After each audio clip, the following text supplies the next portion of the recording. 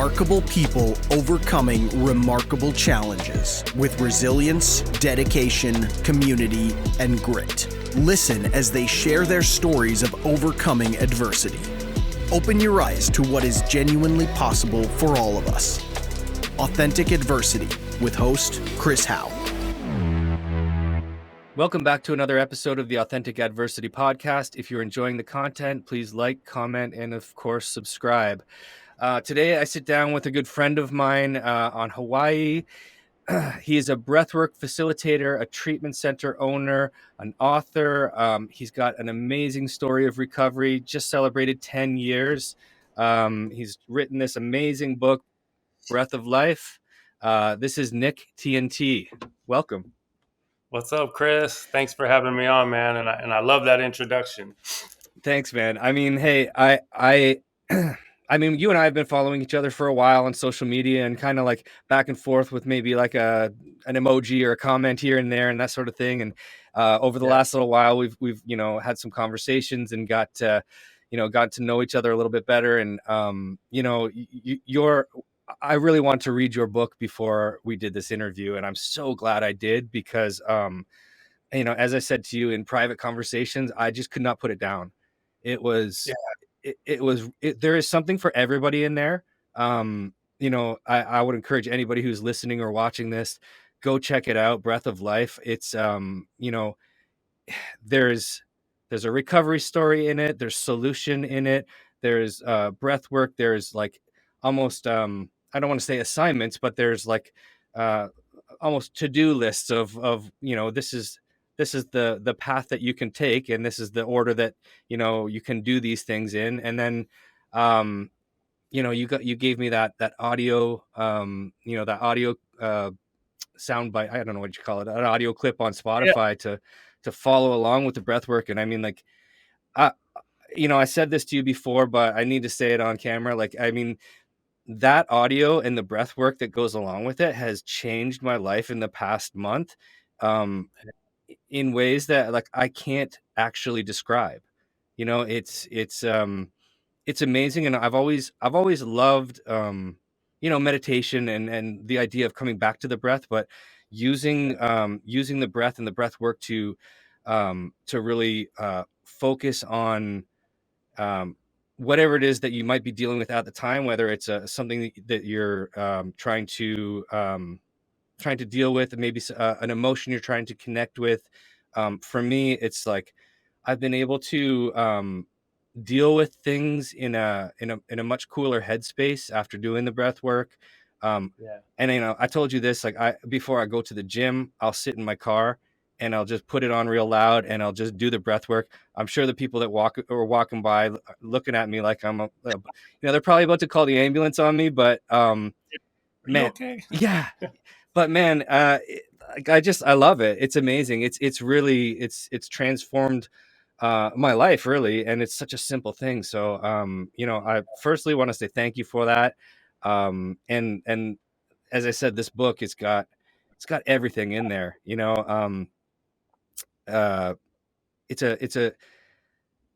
I love recovery stories and recovery books that are alternative, that offer an alternative modality to recovery, but still refer to whether it's 12-step or other like proven methods that they can find a marriage of the two things. And I feel like you've done that great in you've done that wonderfully in this book.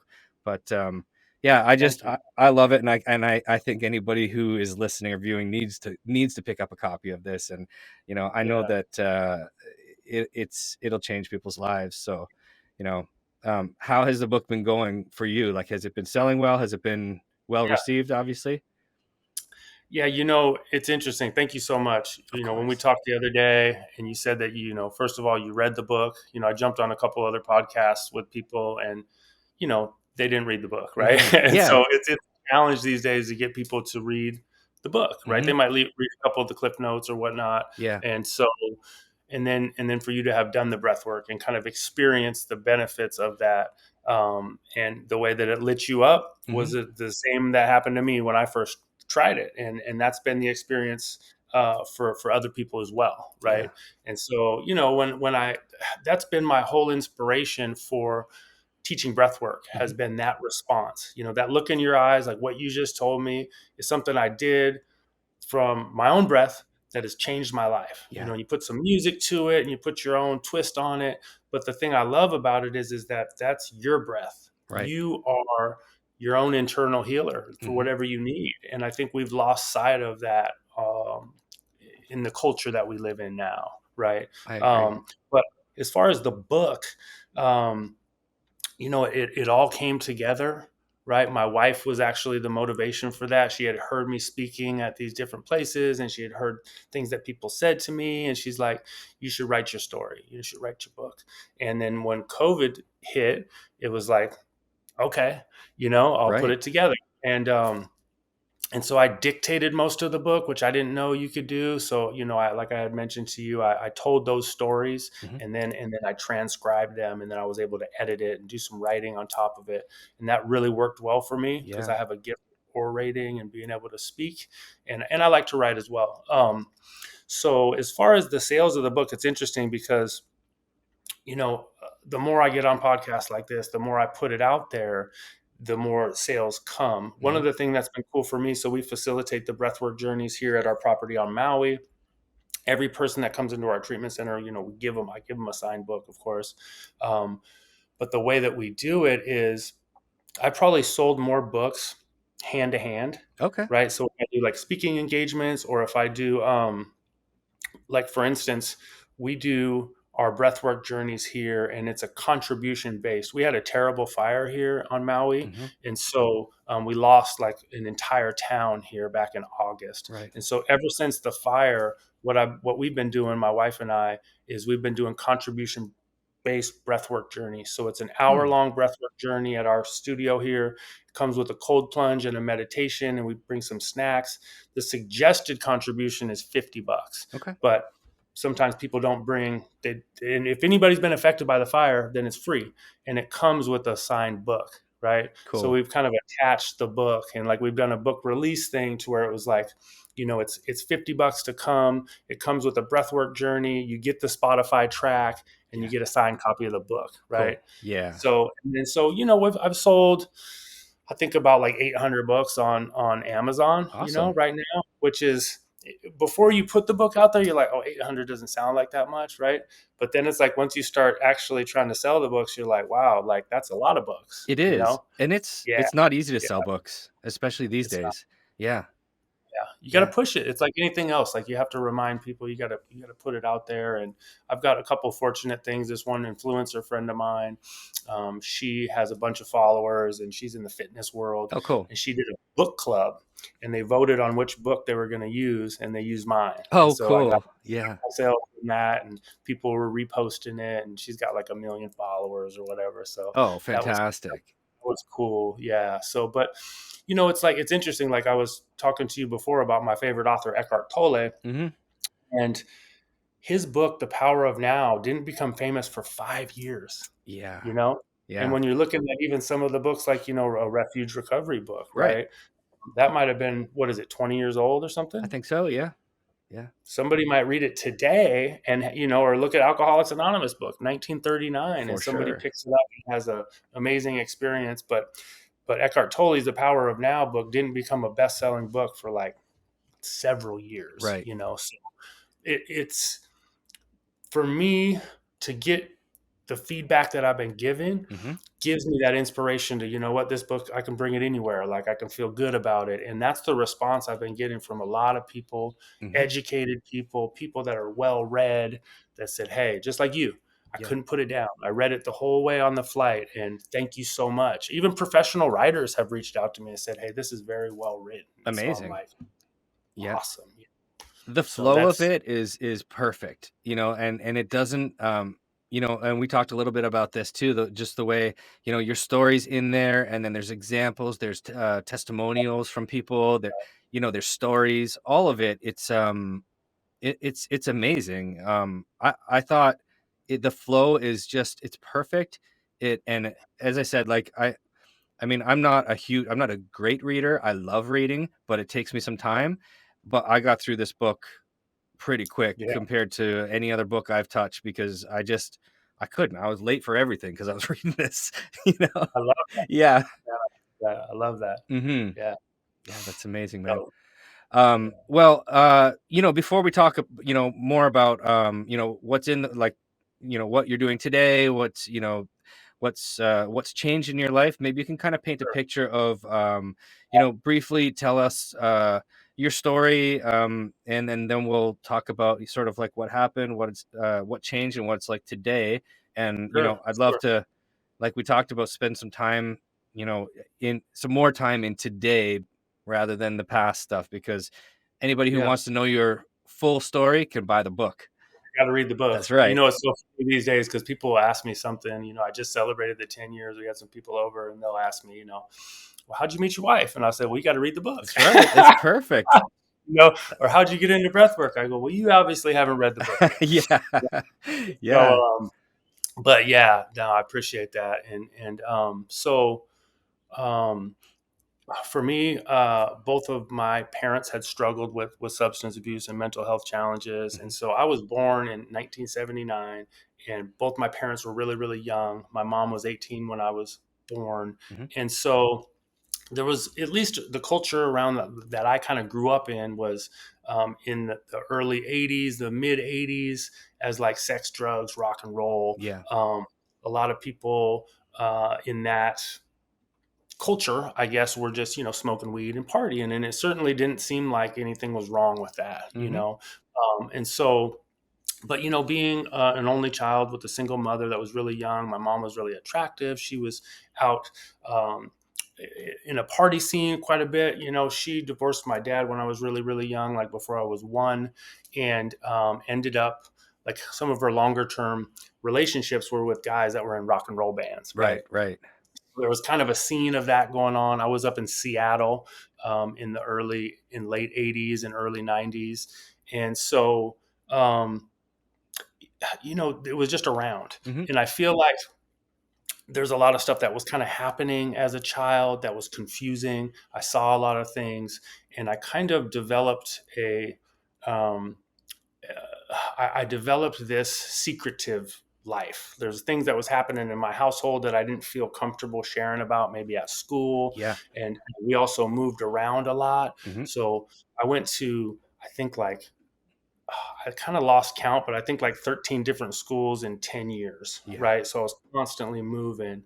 And so, kind of the underlying theme of my life was I felt different. Mhm. I felt separate from other people, and I really just didn't know where I belonged because we're always moving. There was always stuff happening. I was a new kid at school, so I didn't really have an identity at the time. Now, the out on the outside, I presented as everything was fine, Right. And on the inside, I felt very lost.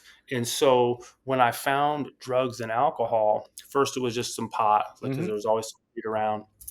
I remember that feeling of separate, different, and alone and fearful went away. Right. You know, it's like all of a sudden I felt like where I belonged. And Mhm. so, my dad wasn't super involved in my life. So I didn't have somebody to really be that disciplinarian figure in my life. Like, hey, this is what life's about. This is Yeah. how you treat people. This is how you show up on time. This is what integrity is. Any of that kind of stuff. So I was just kind of flowing through life as a child and a young adolescent. Right. And so along with that, I become a very dishonest person from a young age. Mhm. I started to lie to people. I write about this in the book, but I remember I would tell people at the school that my dad was Tom Chambers, Right. and Tom Chambers was the only white basketball player on the Seattle Supersonic team, and I loved playing basketball. Mhm. And so the kids at the school were like, Tom Chambers isn't your dad, Yeah. And I, yes, he is my dad. And well, why don't we ever see him, And it's like, Right. well, because he's in the NBA or whatever, right? And then so I remember my mom came to there was like a school event, and it was her and her boyfriend, and the kids are like, is Tom Chambers Nick's dad? And she's like, who? And she's like, Nick's dad lives in Eugene. Yeah. And but the crazy part is like I was so embarrassed, but then I couldn't tell the truth, Mhm. right? Like, even though the kids caught me on the lie, I didn't admit to it. Yeah. And even the teacher came and was like, Nick, you have to be honest that Tom Chambers isn't your dad. Hmm. And I was like, yes, he is. And I'm crying, in this whole scene, and it's just like, Yeah. what's going on? And that pattern kind of continued for me all the way up until I got sober, Man. was just this creating these false realities. Yeah. And so, That is yeah. so relatable to me. And I think, I was born in 78, so we're around the same age. And Mhm. I think I think that whole thing of, for me, in my childhood, there was always this theme of, make it look good for everybody else. Don't, what happens behind closed doors stays behind closed doors. You don't talk about what's going on at home. You make it look good, smile, be polite, and I had a lot of, there was a lot of, abuse, violence, all sorts of, stuff that I was really embarrassed of in my household. And I was the exact same way. I found myself making up lies about where my mom was, like if she had been put in jail or if she, something like that happened. I was making up lies. And then I get caught in the lies because, of course, somebody's parent knew, and then Yeah. I couldn't let go of that lie. I dug myself deeper into the hole and doubled Yeah. down on that lie, and it was like, and even though you're caught, everybody knows you're full of shit. Yeah. You can't let it go. I could so relate to that part of the book, man. And Yeah. I just and that being embarrassed of, or shameful of what's going on at home, or whatever family life looks like for you, or unable to really share that because you don't feel that anybody could relate to it. It's Yeah. I think it's a common thread, for alcoholics and addicts. I think that's from an early age we learn to lie, we learn to, um hold our feelings in, not share with others, and we learn to create these. Unless we're loaded, Yeah, we'll well, share for any. sure, for sure. But we create these alternate realities that we, almost, I don't know if this would be the same for you, but I felt that at times I almost believed my lie more than I believed the truth, because I wanted so desperately to live in that alternate reality that I had, created. Yeah. It's so dangerous. Well, and that's and I talk about this a lot when I'm, kind of sharing about why breath work is so important. And Hmm. because I look at those times. So if you look at what you're talking about was happening in your household, it sounds like it was a similar kind of situation for me. And Yeah. so there's a lot of fear of people finding out, right? So we keep secrets because we don't know, it's uncomfortable. Right. So we're constantly thinking of like fear of rejection, or it's that anxiety about what's going to happen if people find out, or where is mom, or where's my dad, or who am I, right? Sure. So all this stuff is happening in our heads, right? And it takes us out of the present moment. So we're not able to have peace, Hmm. right? And then we find drugs and alcohol, Yeah. which actually brings things into peace, Yeah. So it's like I didn't realize that, but what drugs and alcohol actually did for me was it brought me into the present moment. Hmm. I'm not concerned about what's going on at home right now. I'm not concerned about where my dad's at. I'm not Right. concerned about this, that, and the other thing. But the challenge is I'm only kind of calming those symptoms with Yeah. the alcohol and the drugs, right?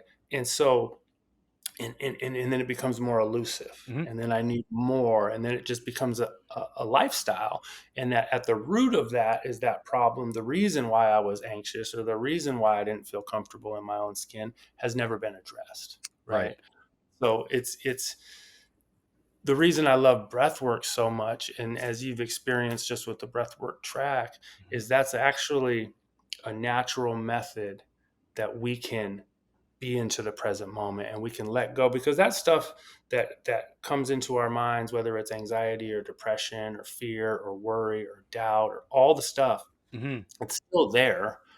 But when I do that breathing, I shift things at the biochemical level, Yeah. and I can get out of that loop for a little while, get into my body, and create that same shift in consciousness that drugs and alcohol did. Right. But there's no negative consequences. In fact, the only side effects are like a greater ability to feel peace, right? Sure. A Yeah. greater ability to manifest things, and a greater ability just to have clarity. And so that's why I think it's so important, because of course recovery and meetings and sponsorship, all of those things are helpful for people, but they're not going to get you high. You know what I'm saying? Right. So like, so that's why the natural high of course, meditation, but with the breath work, where it's like, wow, this is something, For sure. Yeah, 100%. And the idea that we don't have to seek out, we don't have to look outside of ourselves for that solution. The solution Yes. is within us at all times, which is, I mean, that's such an amazing and actually safe thing. It makes me feel very Totally. safe that Yep. I know, and that's what meditation did for me for a long time. Like, I knew that I could return to the breath at any moment, and I could be on a subway, I could be in my car, I could be, at the gym, wherever. Um, and I had that within me. So it's a portable, I have that opportunity wherever I am, whenever I need it. But Yeah. this is like, and I will say this too. Your suggestion of the breath work and then the meditation after that is a whole other level of, it's almost like, if it generally takes me some time to get into that meditative space, Yeah. cut that time in half or Yeah. more, like, and you're already there, you're already connected. Yep. And so that makes that meditation so much deeper, so much more meaningful, and so much more Totally. purposeful. Yeah. This episode of the Authentic Adversity podcast is brought to you and sponsored by Another Road Drug and Alcohol Treatment Center. Another Road offers a client-centered recovery program tailored to every individual's circumstances. Their focus is to create a supportive, healing environment rather than a rigid, rule-based institution. Their dedicated commitment upholds the individual values, respecting each person's desire for recovery. Another Road understands that every individual requires a unique and focused approach to their recovery. Certain modalities of treatment are introduced along with the tools necessary for each client. Located in a rural setting, their addiction treatment center for all genders provides the perfect setting for a transformative recovery experience and sense of belonging. The private residential treatment facility offers an unparalleled program with counselors that have in-depth knowledge based on varying years of experience in addiction. Another Road utilizes unique, individual-focused plans for recovery that address the complexities of drug addiction, alcoholism, and prescription medication misuse. They have a 65% success rate when clients follow their program. I know many people who have completed this program, and they have absolutely rave reviews. To learn more, visit anotherroad.ca. Anxiety and depression come from somewhere, right? So Yeah. it's like, that's unprocessed grief and trauma that are at the root of that. So, you know, when that presents, and then we use a substance to numb out those symptoms, Mm-hmm. right? But we don't ever get to that root cause.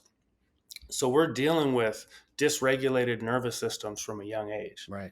And we don't know it, but we're regulating our own nervous systems with the weed, with the alcohol, and with the Sure. community that we're hanging around, Yeah. right? But we're unaware that we're doing that. So I really believe that the key to healing trauma and unprocessed grief is you have to regulate your nervous system, Right. because like as you know, people come into treatment centers and they can abstain for a little while, Mm-hmm. but if they haven't found a way to regulate their nervous system and get to that root cause of some of these real challenges, and the likelihood of them really making some significant changes in their lives is pretty low, Right. right? Absolutely. And so that's why I feel like it's such a important thing when people come here, man, and they do the big deep breathwork practices. By the way, I emailed you the longer track, for you guys to lay down and do. Oh, Um, perfect. Perfect. and people have these full releases, and they go back into some of these traumas and some of these emotional experiences, and they're able to kind of lift them up and let them out and come out a little bit lighter and have a shift in perspective on things, and Yeah. release, cry and yell and scream, and really and feel safe to do it, and feel safe in their bodies to feel these emotions and Right. to cry, to let it out. It took me so long to be able to cry. Mm-hmm. It's just like to feel, we live in a culture where it's like, we're not supposed to cry. Yeah. You're not supposed to show emotions. And it's like, it's natural. It's an energetic release Mm-hmm. to feel emotions and to cry. And we've been taught that it's a weakness, Right. especially for men. You get a hold of yourself, right? And it makes people uncomfortable, right? And in fact, most of the time when people cry, the first thing they do is apologize. Isn't that I don't weird? know. I'm so sorry. It's like, oh, I'm so sorry for being a human. Yeah. and Isn't that and crazy? Yeah. and the most uncomfortable person grabs the Kleenex and says, "Here, get yourself together, because Right. I'm uncomfortable. You need to get Yeah. yourself together." Yeah. You know, That's and so true. Yeah. yeah, so we've got to feel all that stuff, because if you can feel the sadness and you can feel the joy and you can feel the anger, it's my belief that if you can feel it, then you don't have to become it. Mm-hmm. You know, Yeah. yes. And during the breathwork journeys, man, we do all that, and it's just a way for people to release Yeah. and let go of some of that stuff. So And that's the big thing. I mean, I think in recovery, that's a big, I mean, it just goes so hand in hand with like a recovery process. Like I found that going through like I started in the 12-step rooms, and that's what I found when I was writing my inventory and then sharing with another person, and then making amends with people. I was finding that was offering me bits of release as I was going yeah, along. But yeah, to take to add this sort of thing where you get like such an emotional release where um, it's all generated from within. It's not, yeah, you don't have to go. It's not a an exchange of like, hey, I'm sorry that here's, I need to make amends with you. It's just a sure, within, and it's part of, I think I could see this breath work being part of being comfortable in your own skin, and we hear that a lot in recovery, right? yeah. Yeah. Yeah. Yeah, 100%. And for me too, like, I mean, I didn't even find breath work until I was like 5 years sober. So I guess Mm-hmm. about 5 years ago. And so I got sober, I guess, in a traditional way, treatment center. And Okay. I had been around AA so there's about 5 years between the first treatment center I went to and the last one I went to. Okay. And so I grew up going to AA meetings as a kid. My dad was in AA, so when I would visit him on like summer breaks Mm-hmm. and Christmas, different seasons, I would go to AA, and as a kid. Yeah. And this is back when they were smoking cigarettes in the meetings, and I thought it was just disgusting, to be honest. I really Okay. did, and I did not want to be there. I'm a kid, right? And it's like summer or something, and I'm supposed to be on like my break, and you smell cigarettes, and and all I really remember was like I seen those steps on the wall and the Mm-hmm. traditions, and I remember seeing the powerless part as a kid, Right. and just thinking, how weak is that, Right. and one of the challenges is that my dad never, at least when I was a kid, he didn't sustain any long-term recovery. So I wasn't like, if you ask my daughter about recovery, she's going to say, oh man, this thing saved my dad's life, it's amazing, she knows the serenity prayer, right? Yeah. But I didn't get to experience it from that perspective as being something that was just, amazing, Right. so when it came time for me to try to get sober, I wasn't like super excited about AA, Mm. right? You Sure. know, Yeah. but I went to treatment, and the first treatment I went to was like AA all day, Okay. and and I didn't know that. The lady on the phone didn't tell me that. If she would have, I might not have gone, Right. But I went there, and something shifted for me at that treatment center. Mm-hmm. And, there was a lot of people that would bring meetings into the center. Mm-hmm. And I think one of the most attractive things about the 12-step community is that they do it for free, Yeah. and so these counselors and these people at these treatment centers, they charge money and all that stuff. And these people took time out of their day. There was groups that would come in to lead these meetings, like H&I panels, right? Right. And I thought, wow, man, these guys are coming in. There's something real authentic about that, right? And so that kind of started my journey in Mm-hmm. 12-step, but it didn't stick. Okay. It didn't stick at the beginning. I didn't have any idea about how much I had to actually change before I was going to be able to maintain some sobriety. And Right. so from that first treatment center up until my sobriety date, I went through, what I call the journey to surrender. Mm-hmm. And it was painful. It was painful. And I tell people a lot of times, and I just picked this up from Joe Dispenza not that long ago, but he talks about if you want to change your personal reality, you have to change your personality. Right. And I didn't know how to change my personality. Okay. I just kept trying to abstain from drugs, go to meetings. And I had this sneaky suspicion while I was in and out and relapsing all the time that I'd end up in AA again someday. Right. I was like, Right. someday I'm going to be back here, but it's not today. You know what I mean? And, Oh, I do. Yeah. but that attitude is like, I mean, that's a good way to die, because it is like you're always putting it off into some other space. And Yeah. so, fortunately, I did get into treatment again in January of 2014. Mm-hmm. And one thing I knew about my recovery journey is that I had never gone all the way in. Yeah. I knew that there's this one guy, he's an AA speaker. I used to listen to a lot of those talks, Mm-hmm. and his name is Bob Darrell. Okay. He said, if he would have died before he committed to recovery, he would have died thinking that he did AA, Right. He's like, the meetings? Oh, I've been to hundreds, whatever. He goes, but in reality, I had never really surrendered. He said, I was just a part of the passing parade that goes through Alcoholics Anonymous on the way to the graveyard or the penitentiary. Yeah. Isn't that so And true? that was me.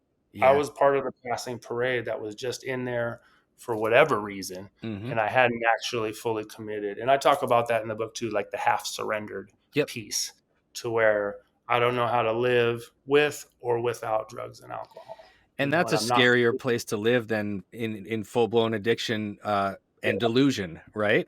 And I think I've always said, so my journey was very similar. Like I was introduced to AA or the rooms of recovery in, I guess I was 22 years old. I didn't finally get sober for the last time until I was 32. So I spent, 10 years bouncing in and out of the rooms for various reasons. And I used to say I was always dipping my toe in the world of recovery, but I was never fully immersing myself. And I look at it now, and I see a lot of people do this, and I remember saying just exactly what you said, like, oh no, I've done AA.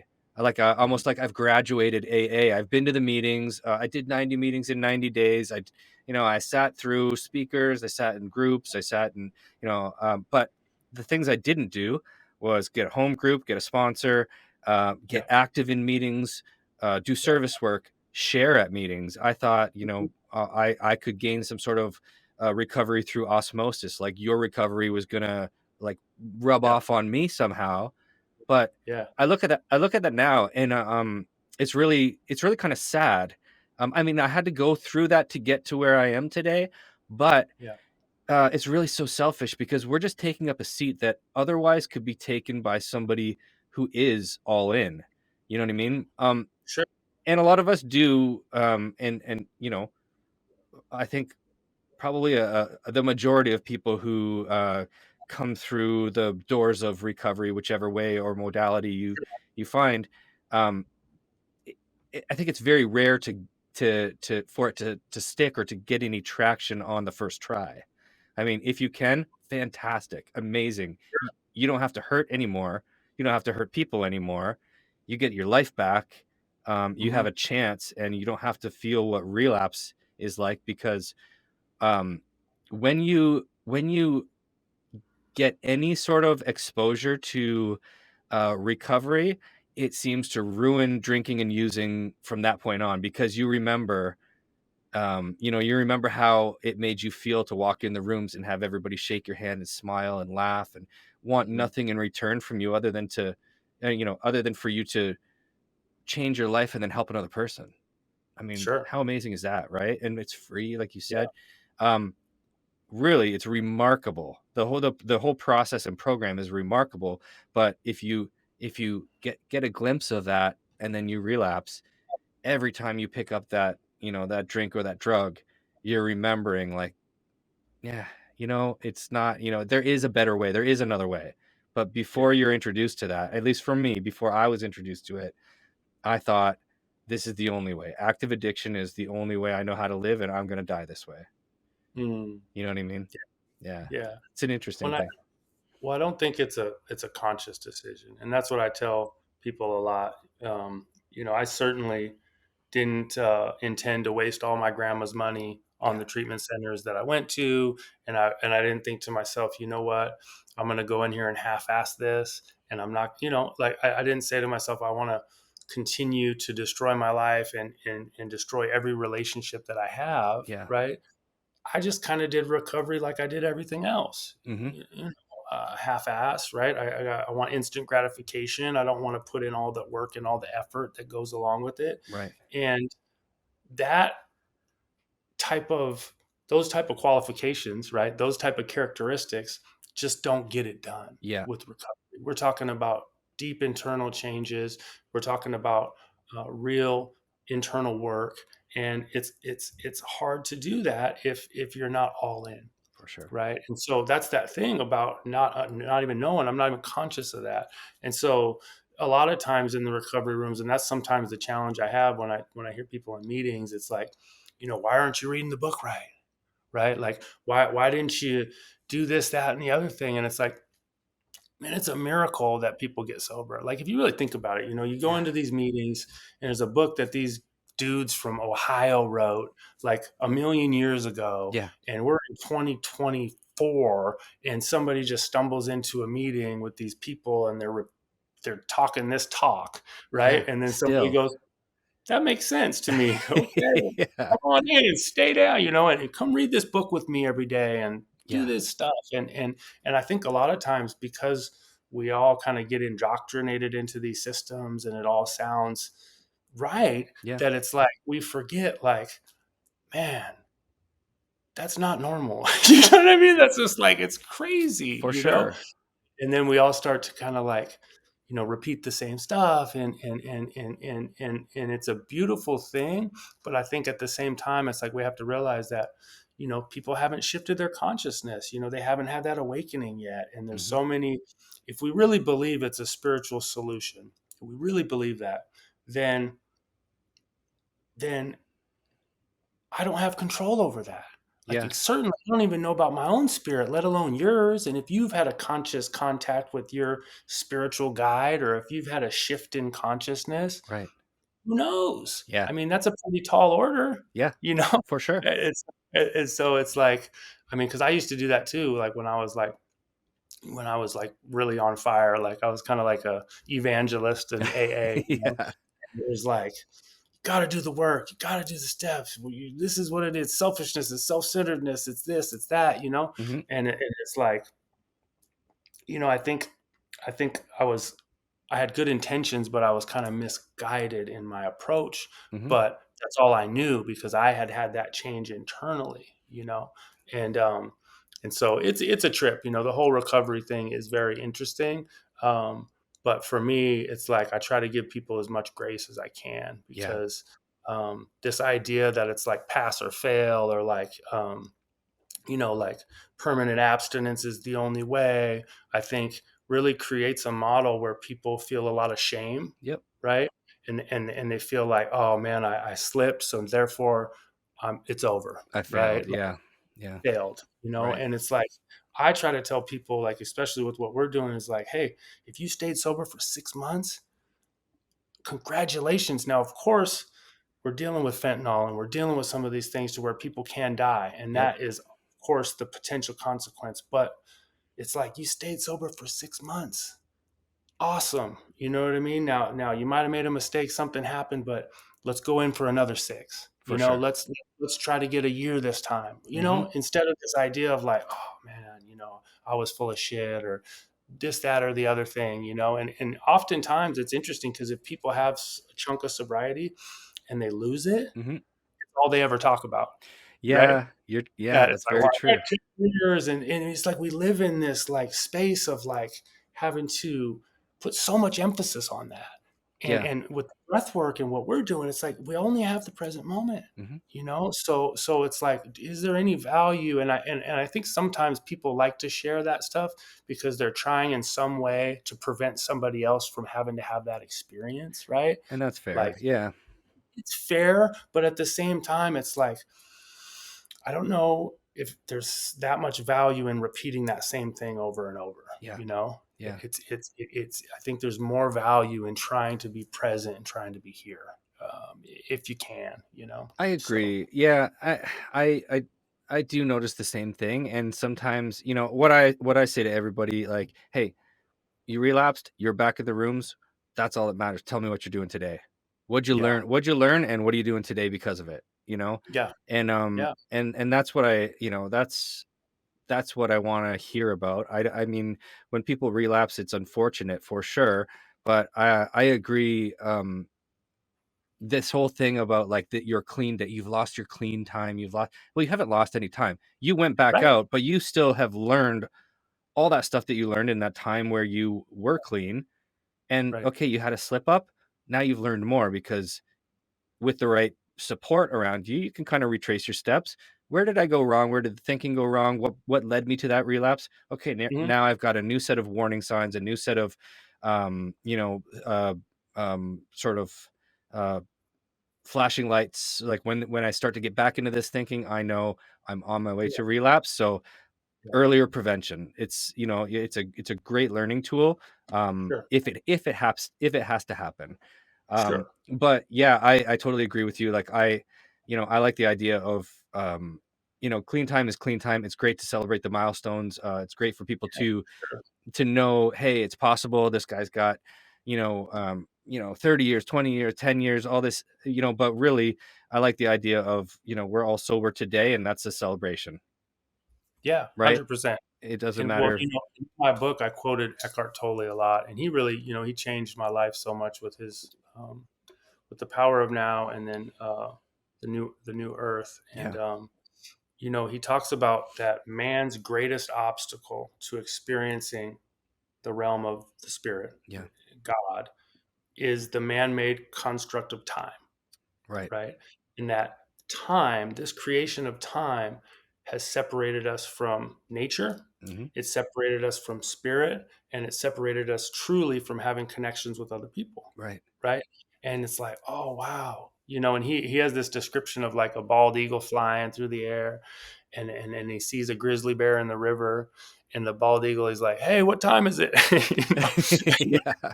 bear's like, I don't know, you know, right? Because we're the only species that I'm aware of that are counting every second of every minute, Yep. of every hour, of every day, Sure. of every month, and it just never stops, right? Yeah. And it keeps people distracted from the realm of the spirit, right? And of course, longevity and continuous sobriety is the goal, of Hmm. course.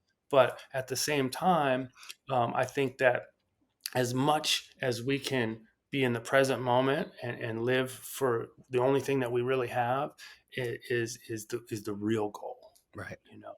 Yeah. And so for me, it's like, man, I want to switch that for people, because I see the shame so often with that, and I'm Yeah. just like, man, like, let that go. Like, we already feel bad enough about ourselves, Hmm. and so but yeah, I mean, it is what it is. It's challenging, because when you put that much of an emphasis on those milestones and the time, Yeah. it's just natural for people to feel defeated. For sure. Yeah. So, Definitely. Um, but yeah, it's I couldn't agree more with you, and I think I think that should be part of the programs that teaching, but like, hey, it's we're dealing with a book that was written in the 30s, and yeah, nobody's going to change it. So, but the that's why great we're writing new books. That's right. That's right. Well, and that's the great thing about it, because as I said earlier, the marriage between what we learn in 12-step rooms, or other recovery rooms, or recovery different modalities of treatment. Mhm. We Yeah, can marry those two, or many things yeah, together to form what recovery is supposed to look like, or what it ideally looks like for each individual. Right. absolutely, Yeah. yeah. This episode is sponsored by Carousel Tattoo and Barbershop. Custom tattoos and traditional barbering exceptionally tailored for each individual.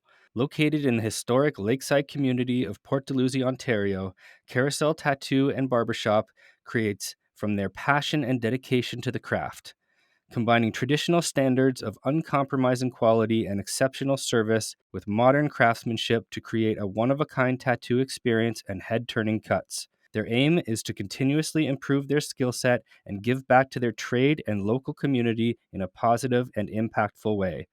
Visit Carousel Tattoo and Barbershop in Port Dalhousie, Ontario. When I was listening to you and Noah on that podcast, that really resonated with me, because it's like, I feel the same way, where it's like you want to, and they even say it in recovery all the time, like, take what you need and leave the rest. That's right. Yeah. So it's like I can reshape things and reframe them to fit my life, right? Yeah. And I can try to create community, and I can. It even says in the big book somewhere in there that they want you to create the fellowship that you crave, right? So it's like, that's why I try to tell people, even in the book, I'm like, people, you don't like AA? Well, create a new program. Sure. Those guys did it, Yeah. right? Like, be creative and come up with new paradigms and new ways to create new communities, because that's the kind of thing that people get inspired by, Absolutely. and Yeah. they need more inspiration. And so I always give nothing but love and respect. My book gives a lot of love to AA. Yeah, it does. I also feel like we need fresh, new ways of being able to recover, because you look at how many people struggle, and it's clear that that we need as many avenues as possible. 100%. And if you're offering new innovative modalities of treatment, we're opening up the idea of or the chance of recovery to a bigger audience, right? Because there's a lot of people out there that say, no, I'm not going to AA. It's not. It's a cult. It's all the things that we used to say. Sure, And sure, it's I'm not religious.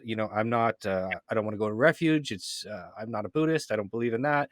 Smart sure. meetings are not for me, and so I'm just going to do it on my own. But if you've got now all these different modalities, and we're bringing in new technology, new and maybe I shouldn't say new, but we're returning to things like the breath and meditation, breath work, the cold plunges, all these things. It's that is getting people invigorated and more open to the idea of recovery, and I think that's what we need, right? We need to and I think that goes with the attraction rather than promotion motto, in the traditions. Like, Mhm.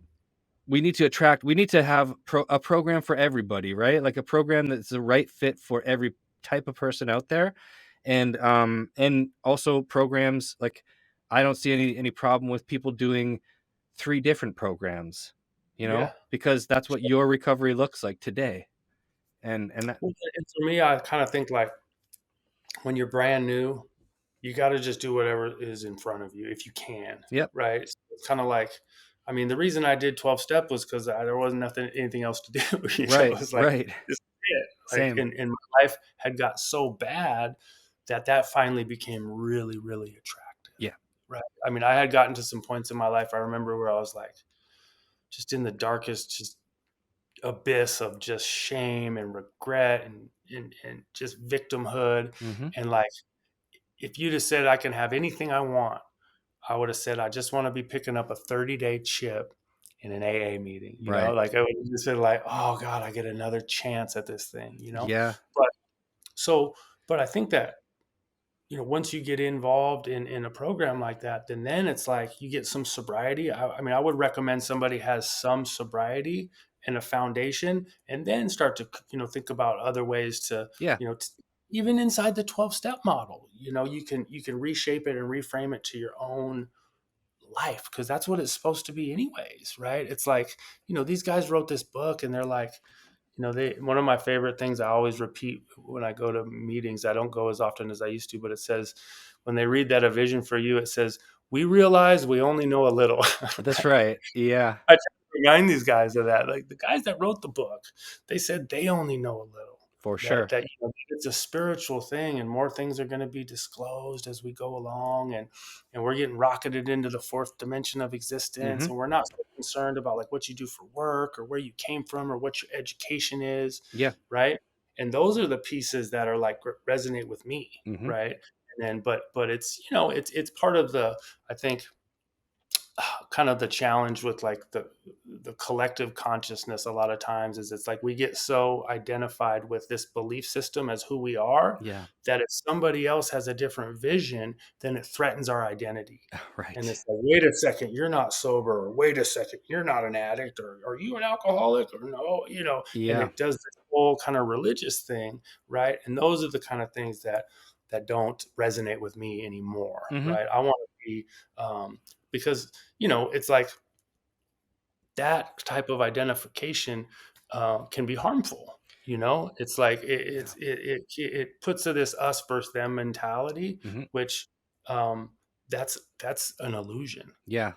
There Absolutely. is no us and them, and so but I still go to meetings and I preach my gospel and the things that resonate with me, because that's my right. That's right. You know, I'm For sure. I'm a member, and so when I always tell people, and it's like I like to make the newcomers feel really, really welcome Hmm. and comfortable, and I like to make the old timers feel uncomfortable. Yeah. For sure. No, that's great. I mean, hey, I think the So old timers they need challenging every once in a while, right? yeah, Yeah. exactly. You got to shake it up. That's why I tell them come to a breathwork journey and freaking start bawling and Yeah. really awakening the spirit. Can you talk to me a little bit about what brought you to breath work and how it was kind of how it was introduced to you, and what your initial thoughts and what made you really um take that and run with it, and yeah. 100%. Well, a couple things. And so I went to a 10-day silent meditation course with my girlfriend at the time, who's now my wife, Hmm. which we were just dating for a couple months, which is just a wild thing to do with somebody that you've just kind of fell in with. Yeah. And I had a crazy experience, being silent for that long. And I mean, all of my deepest vulnerabilities came up, all of my historical wounds of abandonment came up, and Hmm. it is this whole wild situation. But during that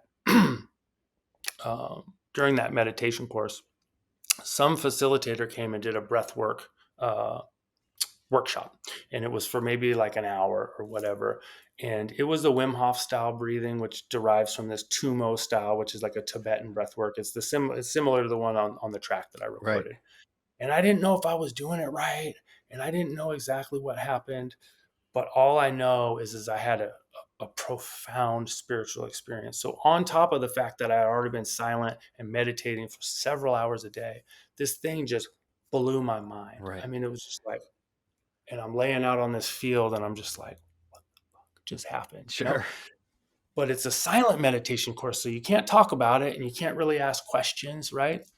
And like I mentioned before, I was like 5 years sober at the time, and I went through a bunch of stuff around relationships, and I took a whole year off, and I had to do a bunch of deep internal work around objectification of women, Sure. around a lot of old patterns, not knowing how to have a real relationship. Hmm.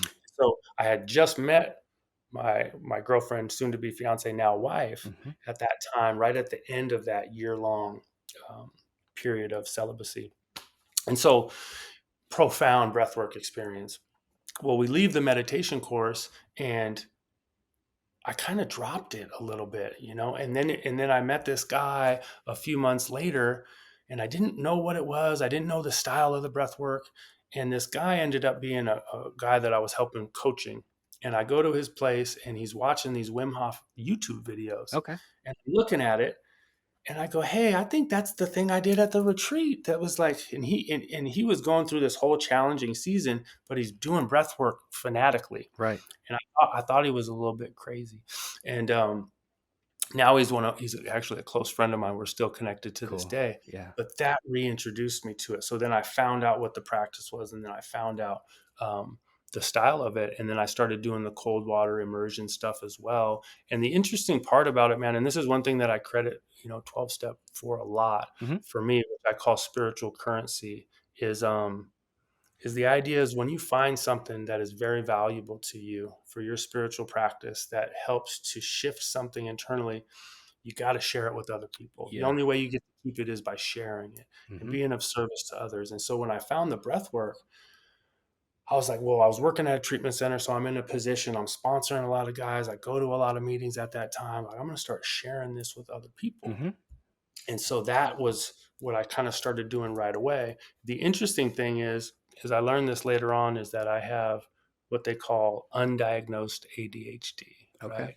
So I'm constantly, my attention's over here, and I'm interrupting people when they're talking. I'm finishing people's sentences. So, I'm not, I'm kind of all over the place, right? Yeah.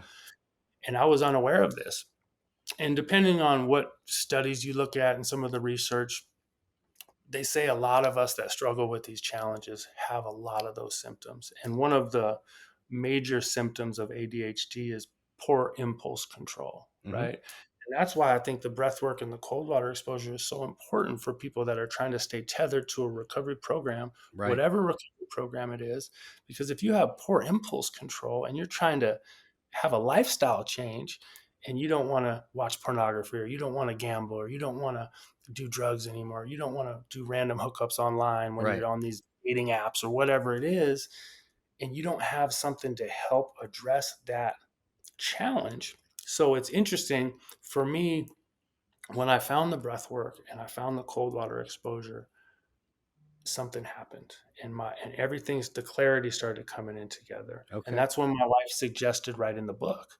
Mm. And it was interesting because I kind of had just learned the breath work. I took an online course, and then I went from doing the Wim Hof method to what I do now, which Right. is the conscious connected clarity breath work that derives from holotropic breath work. Okay. I signed up for this course online, and I laid down in my office and I put these headphones in, and I paid a couple $1,000 for the course. Right. And I thought to myself, did I just get ripped off? Yeah. And I laid down, and the guy had a guided track, and it was just 30 minutes.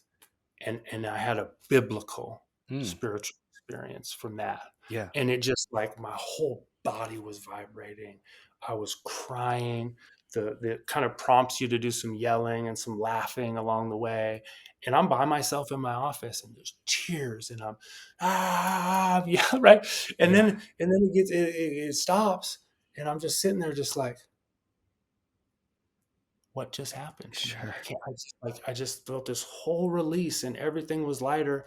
And then, from that moment on, I was just like, wow, this is what I'm supposed to be doing, you Yeah. know? Yeah. And so the cold water exposure in collaboration with the breathing stimulates and activates the same chemicals in our brain and in our system that the ADHD medication does. Oh So yeah. these days, if you're going to try to get medicated for that challenge, they're going to give you stimulant medications, Adderall, Mm-hmm. Concerta, or Vyvanse, all this shit. And if you're a kid, they'll diagnose you when you're younger and give it to you, right? Yeah. So that's why, I have adolescent daughters, and so we've been doing the breath work and the cold plunge with the teenagers, right, and showing them a way, because Adderall and some of these drugs all over all of our colleges, Yeah. and kids think they need them to focus, Right. and I'm a living testimony that you can do breath work and cold water exposure. You can, write a book and start to write music and produce these tracks, because it can actually, it's sustainable Mm-hmm. dopamine boost from the cold water exposure. It's sustainable dopamine and serotonin boost and norepinephrine from all of these practices. And it's natural, Yeah. and it keeps you tethered to it, and Right. so um, it's powerful, man. And if you put your intentions into it as well, Mm-hmm. right? Like for me, like before, when I was writing the book, and then I'm breathing, and there's a part of the breathwork practice where it like wants you to visualize something that it's a dream, it's a goal, it's something you've been working towards, Okay. but I want you to see it like it just happened. Oh, cool. Right? Yeah. And what is it? Well, so at that time, I'm like, okay, I got the book. Okay, well, what's it going to look like? What's going to be in it? who's going to be there, right? And so I'm visualizing all this stuff, and I'm seeing myself like signing the books, and I'm seeing myself having like release parties for the book and all this stuff. Yeah. And here I am 3 years later signing the book, right, and doing the stuff and having these things actually come to fruition. Wild. Yeah. And so it's real, Yeah. right? And you can feel it, and all you have to do is get rid of everything that's in the way, Right. right? Yeah. And so it's powerful, man. And so that was kind of my introduction to it, where I found it. Yeah. And yeah, it's amazing. And now sharing that with people every day as a as a profession, right? Like this is your job to share this with people, and what an amazing thing to, you talked about it, like you experience something that's life changing, and you share it with people, and you get to be a part of their life changing experience as a result. It's like, Yeah. I mean, that gives back every single day. That's amazing, right? Yeah.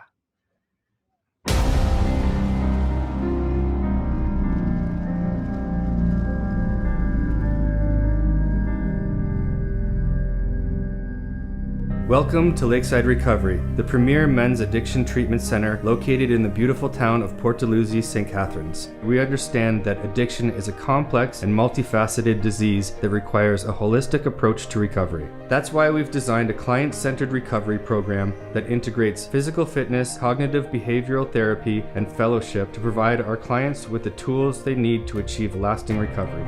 Our program is designed to be flexible and adaptable to the unique needs and circumstances of each of our clients. We offer a 1-month program that is intensive enough to make a real difference in your recovery, but not so long that it disrupts your life.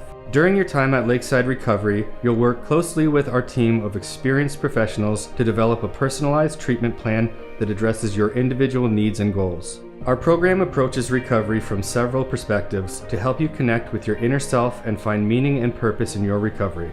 Regular exercise has been shown to improve mood, reduce stress, and promote overall well-being. This is why our program includes daily fitness activities such as hiking, running, combat sports training, as well as access to a state-of-the-art fitness center.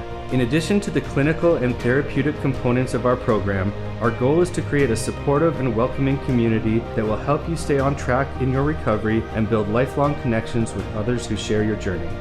If you're ready to take the first step towards a brighter future, we invite you to join us at Lakeside Recovery.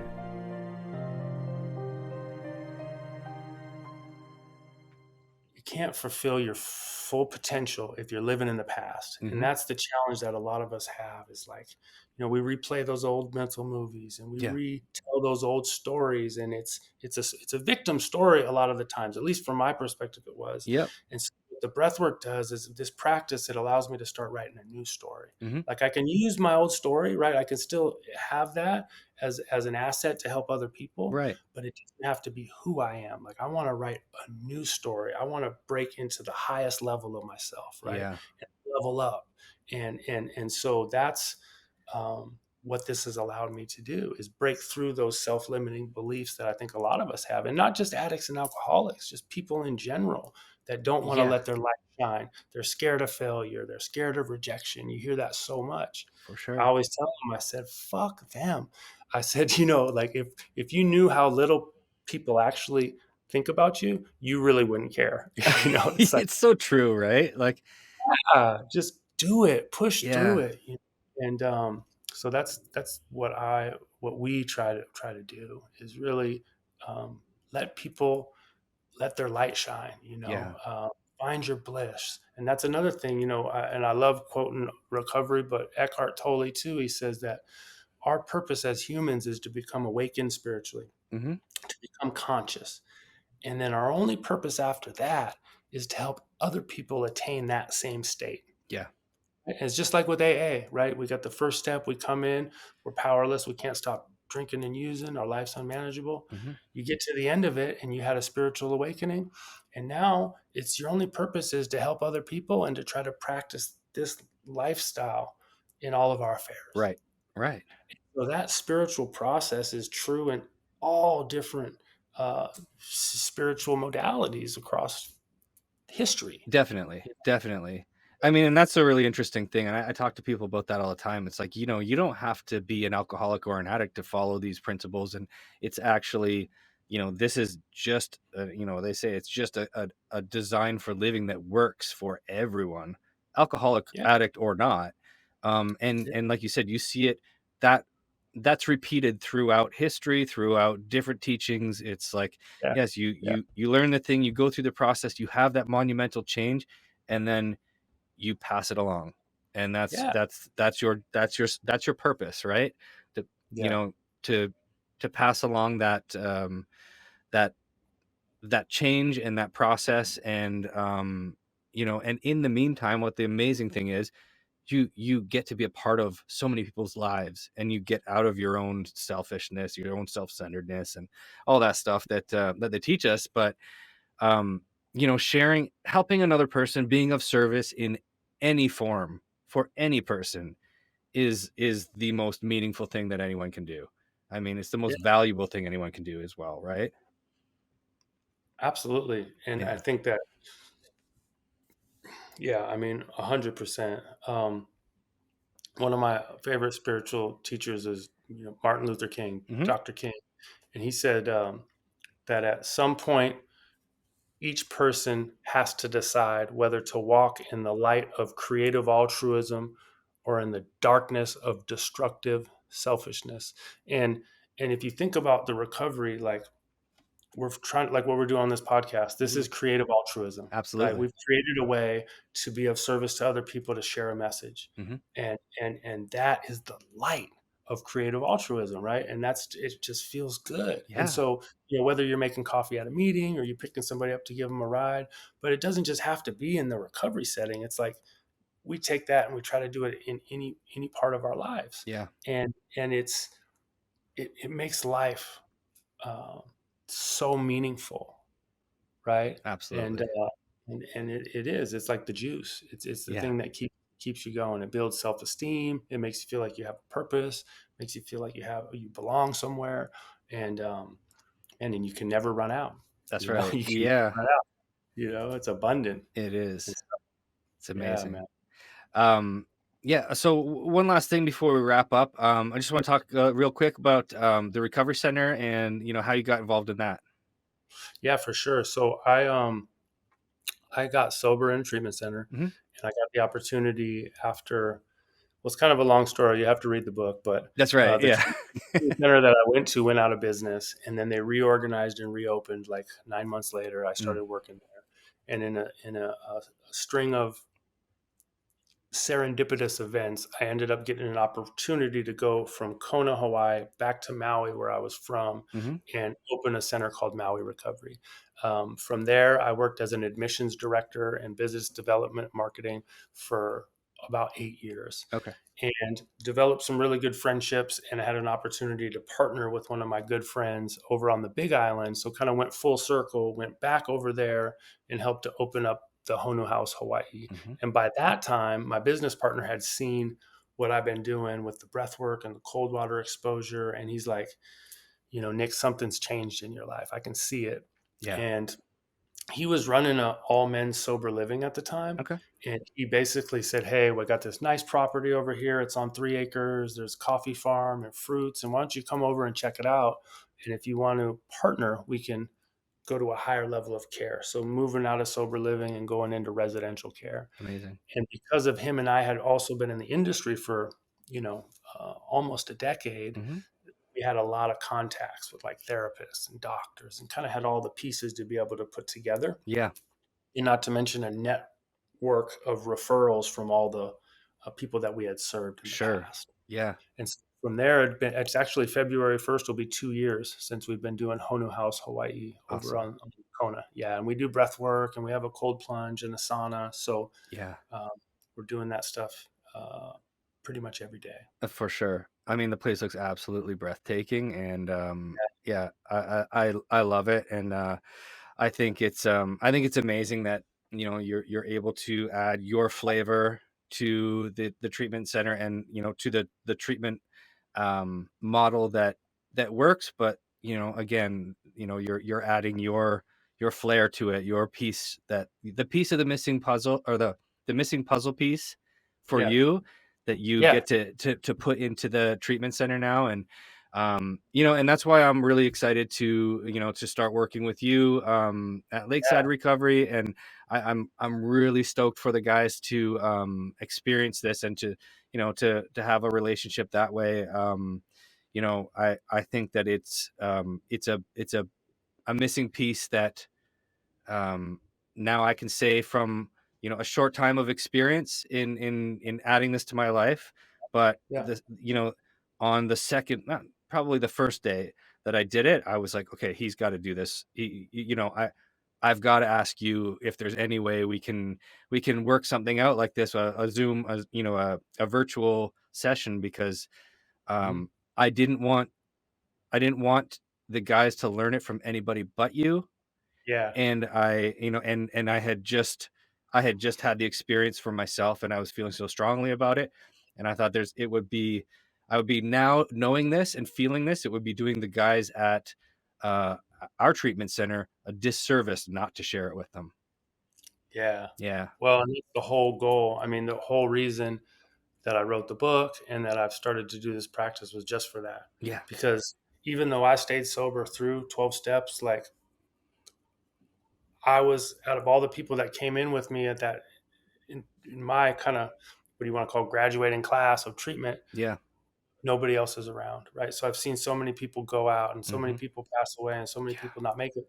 So I feel like if I had found breath work earlier, maybe I could have created that shift spiritually. And Right. if we believe that it's a spiritual awakening, that I need to have more consciousness and awareness than being lost in that compulsion and that obsession and that loop of ruminating thought, Right. then how do I break free from it? That's right. And so I think that if we want to have a spiritual awakening, which the Latin word for spirit is breath, Hmm. then we can do these deep breathwork practices and maybe we can shift something of our own consciousness and our own spirit that will allow us to go, aha. Yes. Yeah, for sure. Well, Because that's the amazing. aha is what we're all looking for, right? And we can't give it to anybody. They Hmm. have to find it on their own. That's right. But once somebody finds it, it doesn't matter what program it is, it doesn't matter what book it is, in my opinion, Sure. that it's something's going to come and fall into place for you. Yeah. And recovery will make sense. And probably not a moment before it's supposed to. Totally agreed. Well, that's Yeah. amazing, man. Listen, I wanna thank you for coming on and sharing, Yeah. parts of your story and everything that's worked for you. I hope anybody, again, this is the book Breath of Life. Um, Anybody interested, definitely check it out. It's so worth the read. And if anybody wants to connect with you, you have social media handles that you want to put out there, I'll also link those on the show notes, but if you want to just mention them now. Yeah, that'd be great. Hmm. So our website is breathofliferecovery.org. Hmm. So you can catch up with us. We're doing online Zoom groups as well. We have some online coaching programs available, and you can find a lot of information on there. Our Instagram as well is Breath of Life Recovery 808, Hmm. and then the book is available. If you type in on Amazon, it's Nick Terry, Terry, and then TNT, Breath of Life, and that'll pop up. One thing that's cool about the book is that right in the beginning there's a beginner's breathwork routine and Hmm. there's a QR code. And if you scan that QR code, that breathwork practice will pop up. And Yeah. so if you go on to Spotify, just like the cover of the book that you just showed, people can jump on there and type in um, Nick Terry, Breath of Life. And then that breathwork practice will pop up on like Apple Music or Spotify or YouTube as well. And Perfect. people can check it out. Yeah, I mean, I highly recommend that to anybody who is interested in experiencing it for themselves.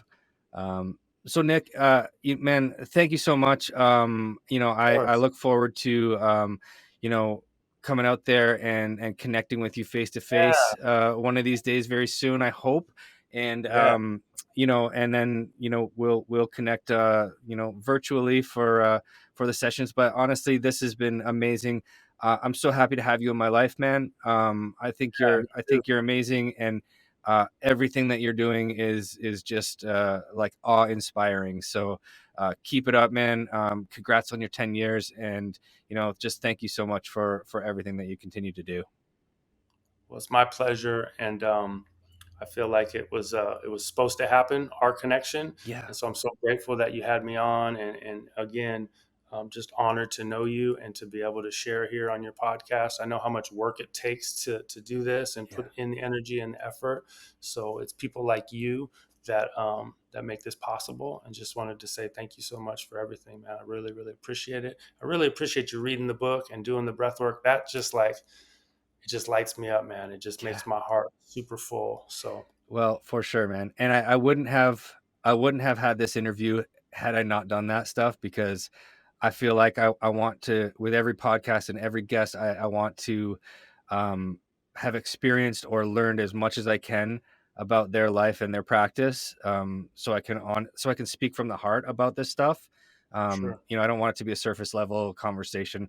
I want to be Yeah. able to speak from experience, from reading and practicing and all that stuff. And yeah, man, it's absolutely amazing. So thank you again. All right, brother. You have a good one. You as We'll see you well, soon. for sure.